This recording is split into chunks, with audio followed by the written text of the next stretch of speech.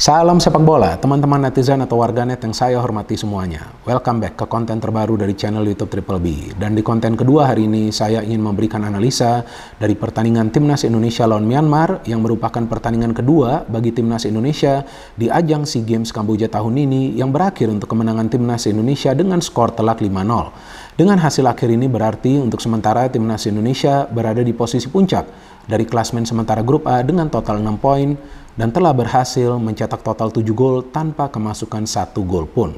Di konten sebelumnya telah saya jelaskan kan teman-teman bahwa tim ini baru saja dibentuk. Artinya para pemain akan membutuhkan waktu untuk bisa menyatu secara permainan. Dan kita bisa lihat kan sekarang di pertandingan kedua kerjasama di antara para pemain jauh lebih baik sehingga mereka bisa menang dengan skor yang telak. Seharusnya Timnas Indonesia bisa menang dengan skor 7 atau 8-0, tapi it's okay lah. Yang penting bisa menang secara meyakinkan dan juga mendapatkan 3 poin sehingga Timnas Indonesia membuka peluang untuk lolos ke babak selanjutnya yakni babak semifinal.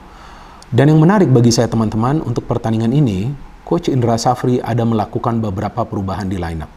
Dia ada melakukan 4 perubahan di lineup, di starting lineup ya maksud saya. Mulai dari Fajar yang bermain dari awal di sektor penyerang sayap sebelah kanan, kemudian Taufani bermain di tengah menemani Marcelino, Ferdinand dan juga Dewangga, dan di belakang Ferrari bermain dari awal di posisi center back, dan di sebelah kanan yang bermain adalah Bagas Kava.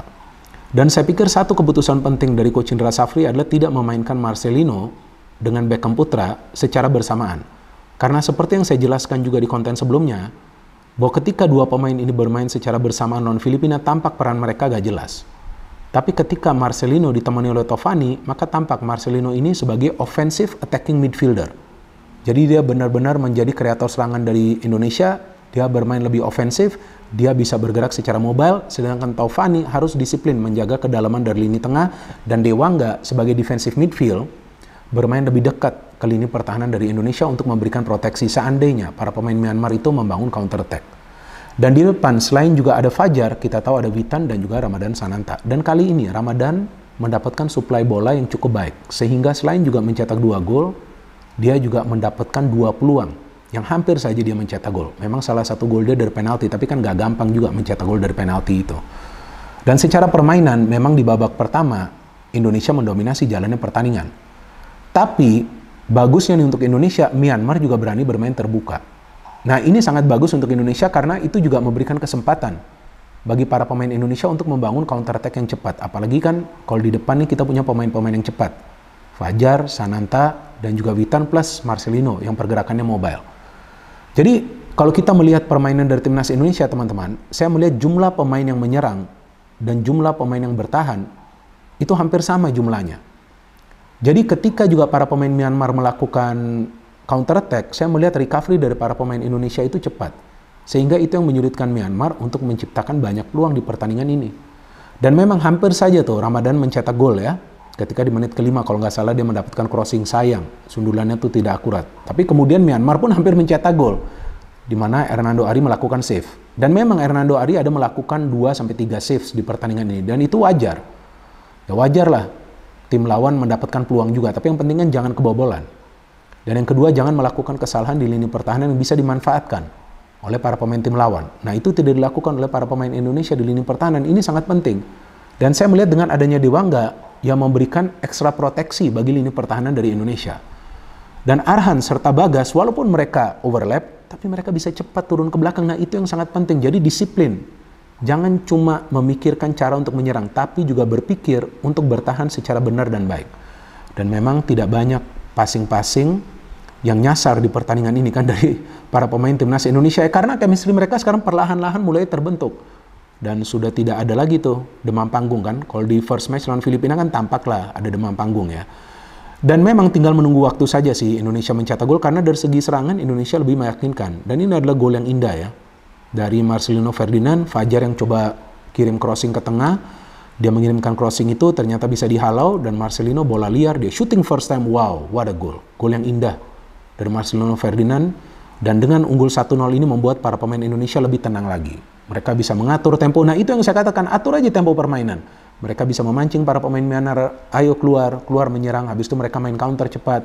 Dan akhirnya Marcelino dengan skill individunya ketika dilanggar, Ramadan Sananta bisa mengeksekusi penalti secara sempurna, sudah 2-0 udah. Feeling saya ini bisa banjir gol nih. Iya betul, feeling saya karena ya Myanmarnya nih main ngotot, berani bermain terbuka. Nah itu tentu akan memberikan kesempatan bagi para pemain Indonesia main counter cepat. Apalagi kan passing-passingnya sudah jauh lebih baik ya dibandingkan pertandingan pertama. Dan di babak kedua, memang ada lagi sih peluang dari Indonesia di babak pertama, dari Fajar, dari Witan. Oke lah, memang nggak berhasil mencetak gol, tapi ya harus terus fight. Jadi jangan mudah lelah di pertandingan ya. Itu ditunjukkan oleh para pemain Indonesia. Mereka tidak kenal lelah di pertandingan pertama dan juga di pertandingan kedua ini. Maka itu jelang pertandingan berakhir, mereka masih bisa menciptakan peluang. Nah ini sangat penting teman-teman. Artinya energi level dari para pemain Indonesia ini bagus. Dan di babak kedua Myanmar keluar lebih menyerang. Mereka bermain high press, mau tidak mau para pemain Indonesia harus bertahan dulu. Beberapa kali para pemain Indonesia coba untuk bangun counter tapi selalu gagal di tengah karena para pemain Myanmar mainnya keras banget. Tapi it's okay, yang penting bertahan nih, disiplin dulu, jangan sampai kemasukan gol. Jadi ketika dalam posisi unggul 2-0 jangan sampai kemasukan gol dulu. Nah itu yang harus dipertahankan. Dan ketika gak kemasukan gol itu memberikan peluang bagi Indonesia untuk terus membangun counter. Dan memang Coach Indra Safri ada melakukan beberapa pergantian pemain kan. Nah ini saya perlu melihat dulu ya. Dia melakukan beberapa pergantian pemain yang membuat permainan dari Indonesia makin kreatif. Ketika akhirnya dia memainkan Beckham Putra, saya melihat ini adalah keputusan yang brilian untuk juga menjaga Marcelino. Dan ketika Beckham masuk, saya melihat lebih berbahaya sih serangan dari Indonesia karena dia juga mendapatkan peluang, dia bisa memberikan beberapa umpan kunci sebelum akhirnya Ramadan Sananta bisa mencetak gol ketika kalau nggak salah tuh Bagas yang melakukan pressing dan Ramadan Sananta, waduh, what a goal ya.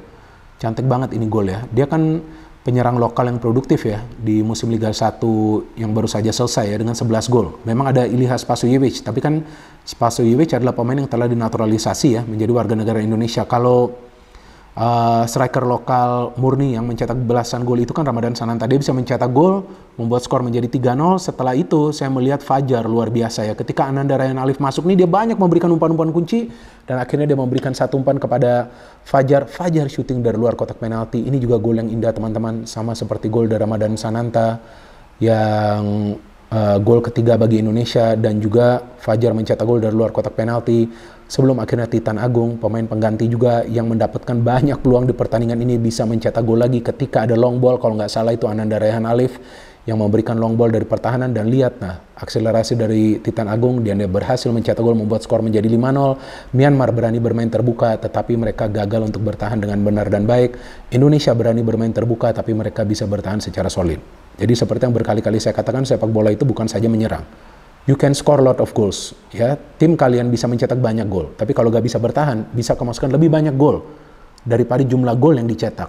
Nah, di pertandingan ini para pemain Indonesia solid di pertahanan. Mereka cara pergerakannya itu sudah kelihatan, fleksibel banget, pergerakan tanpa bolanya bagus, bisa terus mencari ruang di area pertahanan Myanmar sehingga mereka bisa mencetak total 5 gol.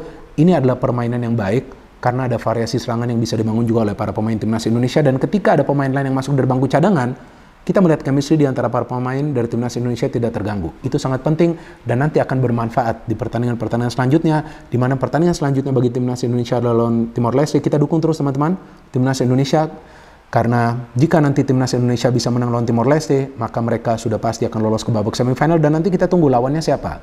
Nggak masalah mau ketemu Vietnam atau Thailand, yang penting dari satu pertandingan ke pertandingan lainnya, para pemain harus fokus, jangan pikirkan dulu medali emas. Pikirkan dulu satu pertandingan ke pertandingan lainnya, menganggap setiap pertandingan itu bagaikan pertandingan final, dan terus-menerus bekerja keras tanpa kenal lelah untuk bisa meraih kemenangan agar tujuannya bisa tercapai, yakni mendapatkan medali emas. Yuk teman-teman, kita terus support timnas Indonesia, dan kita harapkan para pemain juga tidak gede kepala dengan kemenangan ini. Perjalanan masih jauh dan mereka harus terus fokus di setiap pertandingan dari SEA Games Kamboja tahun ini agar bisa mendapatkan medali emas yang sudah lama kita rindukan ya teman-teman ya. No hate, no politics, only football. Salam sepak bola.